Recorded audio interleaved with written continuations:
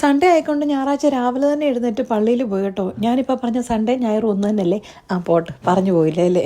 അതല്ലെങ്കിൽ നമ്മൾ പിന്നെ കുർബാനയ്ക്ക് പോകാമെന്ന് വെച്ചാലുണ്ടല്ലോ മനസ്സിനൊരു മടിയാണ്. പിന്നെ ചെറുത്താൻ കയറിയ മനസ്സ് പറയും പിന്നെ പോകുന്നു, പിന്നോട്ട് പോകത്തുമില്ല. അത് തന്നെയല്ല പിന്നെ വീട്ടിൽ നിന്ന് വിളിച്ച് മമ്മി ചറപറാത്തെറിയും പറയും. ഇതിനേക്കാളും ഭേദം രാവിലെ തന്നെ അങ്ങ് പോയേക്കുവാണേൽ എന്ന് വിചാരിച്ച് രാവിലെ പള്ളിയിൽ പോയി. പള്ളിയുടെ നടക്ക് മുട്ടയെ കുത്തിരിക്കുന്ന ഈ ഒരു സാധനത്തിനെ കണ്ടോ? കുർബാനയ്ക്കിടെ മൊത്തം അലമ്പായിരുന്നില്ല. അത് കഴിഞ്ഞിട്ടുള്ള ഈ ഒരു ഷോ ഓഫ് ഇത് കണ്ട് കുരിശെ കിടന്ന കർത്താവ് വരെ കുരിശെന്ന് എഴുന്നേറ്റ് ഓടിയെന്ന് എനിക്ക് തോന്നി.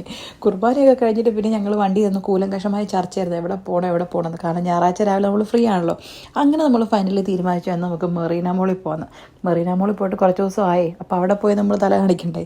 അങ്ങനെ നേരെ മെറീന മോളിൽ പോയി. മെറീന മോളിൽ കയറി കഴിഞ്ഞാൽ പിന്നെ അതിൻ്റെ അടുത്ത ലക്ഷ്യം എന്ന് പറഞ്ഞാൽ മാർക്ക് ആൻഡ് സ്പെൻസറാണ്. സത്വനി ഇവിടെ പോകാൻ വേണ്ടിയിട്ടാണ് മെറീന മോളിൽ പോയത്.